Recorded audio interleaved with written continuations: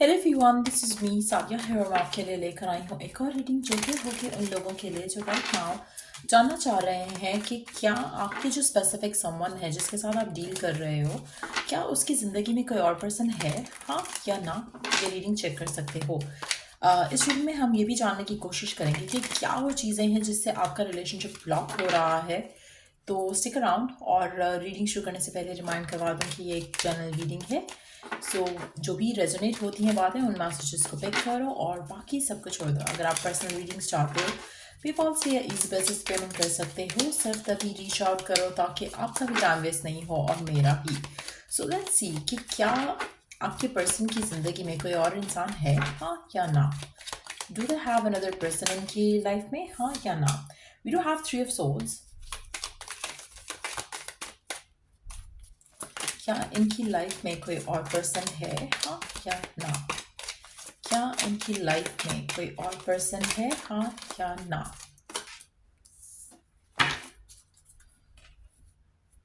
आपके पर्सन के ऊपर लोगों का इन्फ्लुएंस बहुत ज़्यादा है। आपके पर्सन जो है वो नहीं करते जो उनका दिल करता है, वो करते हैं जो लोग कहते हैं, और लोगों का इन्फ्लुएंस बहुत बहुत ज़्यादा है एज़ कंपेयर टू जो होना चाहिए। उसके हिसाब से अगर देखा जाए, ऐसा लग रहा है कि जो भी ये स्पेसिफिक समवन है जिसके साथ आप डील कर रहे हो, टू बी ऑनेस्ट इनकी लाइफ में कोई और पर्सन नहीं है। ऐसा नहीं है कि they are dealing with another person, की लव लाइफ में कोई और पर्सन नहीं है, लेकिन एट द सेम टाइम लोगों की इन्फ्लुएंस की वजह से वो अपने आप को इस कनेक्शन से कभी कभी होल्ड बैक कर सकते हैं।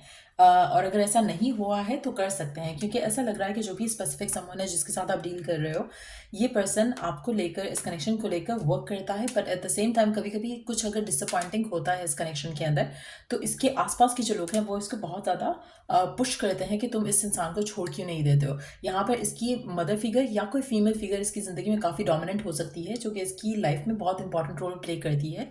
चाहे वो इसकी सिबलिंग है, चाहे वो फ्रेंड है, चाहे वो मदर फिगर है।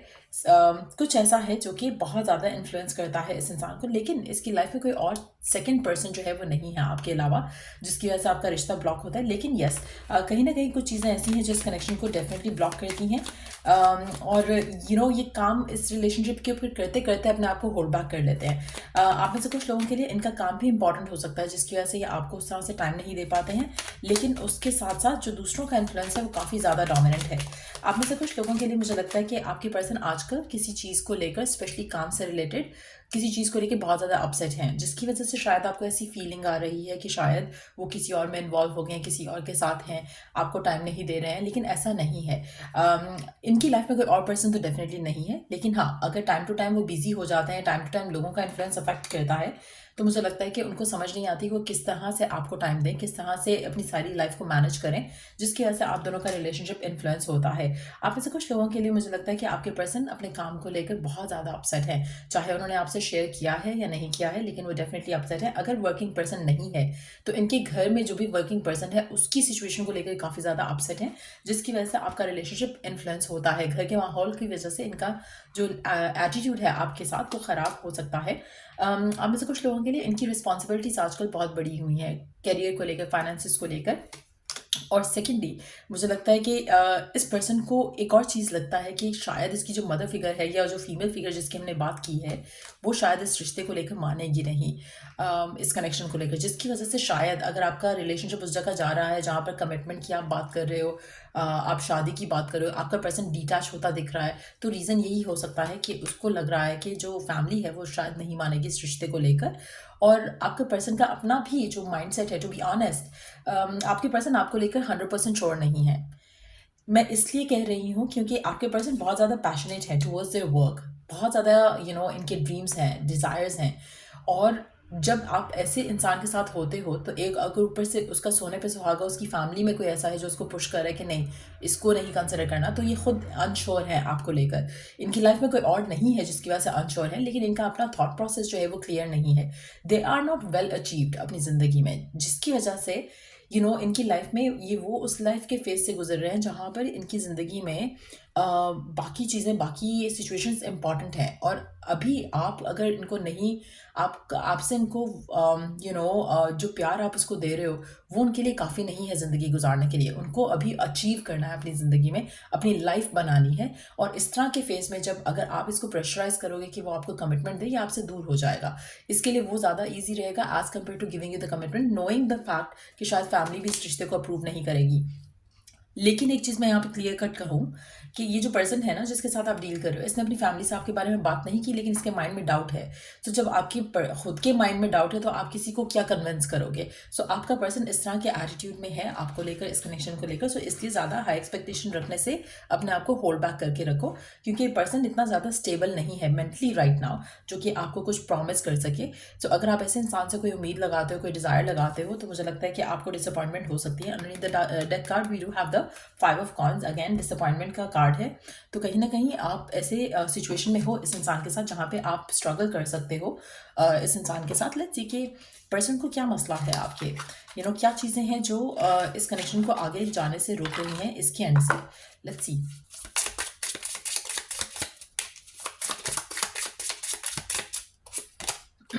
Feeling of loss.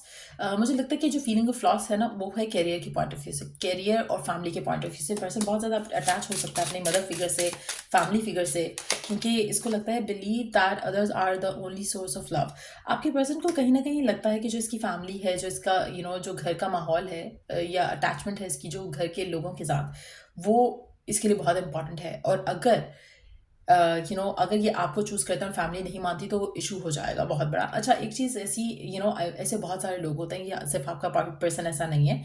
अक्सर लोग पहले तो रिलेशनशिप में चले जाते हैं, बट देन उनको ख्याल आता है कि वो फैमिली नहीं मानी तो क्या होगा। पहले वो नहीं सोचते हैं, प्यार करने से पहले उनको समझ नहीं आता, बट देन जब प्यार हो जाता है, जब अटैचमेंट हो जाती है, तो then they have those issues कि वो फैमिली नहीं मानेगी। तो आपका person is one of those जहाँ पर फॉल्स सेल्फ बिलीफ, जैसे मैंने कहा ना कि इसने अभी बात नहीं की है फैमिली से, लेकिन इसके अपने मन में एक थॉट है, एक फियर है कि हाँ फैमिली नहीं मानेगी, जिसकी वजह से शायद ये आपको इस कनेक्शन को जो है वो बहुत ही साइड पे रख कर चल रहा है। आप इसके लिए इंपॉर्टेंट नहीं हो जितना शायद आपके लिए पर्सन इंपॉर्टेंट है। बट यस, ये सिचुएशन जो है वो रियलिटी है, और उसको आप जितना जल्दी फेस करोगे उतना आपके लिए आसानी है। लेट्स सी कि आपके लिए ओरेकल गाइडेंस क्या है करंट सिचुएशन में रहते हुए।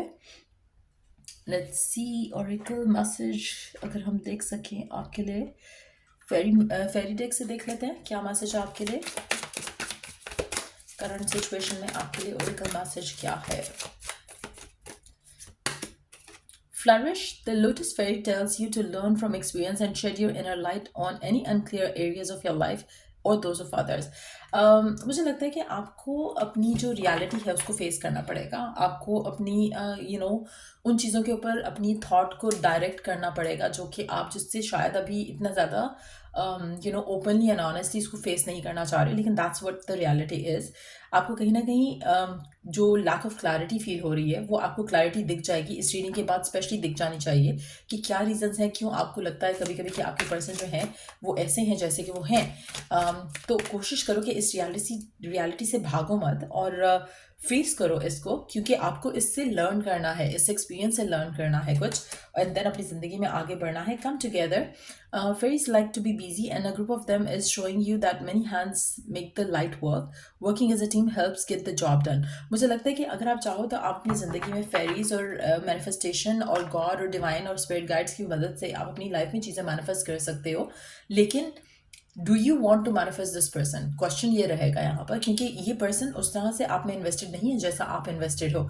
इसीलिए शायद आपको इस साइड पे कर सकते हैं या कर पाते हैं। आप अगर इनकी जगह हो तो शायद आप नहीं करोगे। सो आपको ये डिसाइड करना है कि do you want this person, और अगर आपको चाहिए तो work with the fairies, work with the angels, ताकि आप जो चाह रहे हो वो मैनिफेस्ट हो सके। उसमें आप different multiple tools and techniques हैं, आप वो अप्लाई कर सकते हो। मेरी हेल्प चाहिए तो सर्विसेज चेक कर सकते हो जो सर्विसेज मैं ऑफर कर रही हूँ, but you can choose whatever you want to do. लेकिन पहले मैं आपको डेफिनेटली रिकमेंड करूँगी, क्योंकि इस पर्सन की एनर्जी इतनी ज़्यादा फुलफिलिंग नहीं आई है आपको लेकर, इस कनेक्शन को लेकर। तो मैं आपको डेफिनेटली रिकमेंड करूँगी कि अपने अंदर झांक कर देखो कि क्या ये पर्सन आपको चाहिए भी है या नहीं, because their energies are really very मतलब बहुत ही मिनिमलिस्टिक टाइप की एनर्जी है इसकी टूवर्ड्स यू। एक होता है ना कि एक एवरेज एनर्जी है, उससे थोड़ा मुझे लो ही लग रहा है इस पर्सन का इंटरेस्ट आपको लेकर। सो इट्स वेरी इंपॉर्टेंट कि आप उस चीज़ को रियलाइज़ करो और फिर अपना डिसीजन लो कि आपको ये पर्सन का साथ चाहिए या नहीं। और और एक और चीज़, क्योंकि जनरल रीडिंग है तो आप अगर चाहो तो पर्सनलाइज रीडिंग ले सकते हो कोई भी मेजर डिसीजन लेने से पहले। सो ये थी रीडिंग आप लोगों की। गाइस डबल डबल टैप कहने लगी क्योंकि आजकल मैं लाइव होती हूँ टिकटॉक पे। सो आप इसको यू नो लाइक ज़रूर करो, कमेंट ज़रूर करो कि आपकी स्टोरी क्या है, ताकि हम जान सकें और लोग भी आपसे आपके एक्सपीरियंस से लर्न कर सकें। और अगर आपको कोई टॉपिक है सजेशन के लिए तो आप दे सकते हो कमेंट सेक्शन में। And till I do the next reading आप लोगों के लिए टेक केयर एंड बाय।